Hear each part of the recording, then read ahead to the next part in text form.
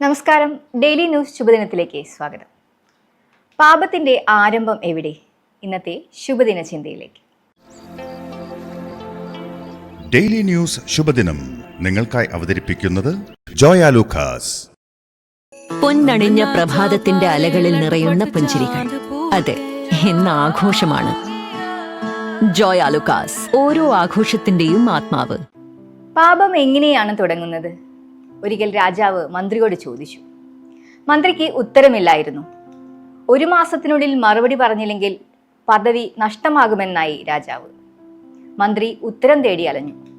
ഒടുവിൽ ഒരു വയോധികനെ കണ്ടു. അയാൾ പറഞ്ഞു, ഞാൻ നിനക്ക് ഉത്തരം പറഞ്ഞു തരാം, പക്ഷേ നീ ഒരാളെ കൊല്ലണം. എന്നിട്ട് അവൻ സൂക്ഷിച്ചു വച്ചിരിക്കുന്ന സ്വർണമെല്ലാം എനിക്ക് കൊണ്ടുതരണം. ആദ്യം മന്ത്രി ഒന്നും മടിച്ചെങ്കിലും തന്റെ പദവി നഷ്ടമാകുമെന്ന ഭയം മൂലം മന്ത്രി സമ്മതം നൽകി.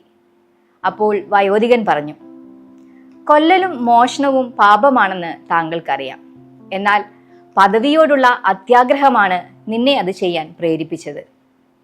അത്യാഗ്രഹമാണ് എല്ലാ പാപത്തിൻ്റെയും അടിസ്ഥാനം. മനുഷ്യന് ആഗ്രഹങ്ങൾ സ്വാഭാവികമാണ്, പക്ഷേ അതിമോഹം നമ്മെ തെറ്റുകളിലേക്ക് കൊണ്ടുപോകും.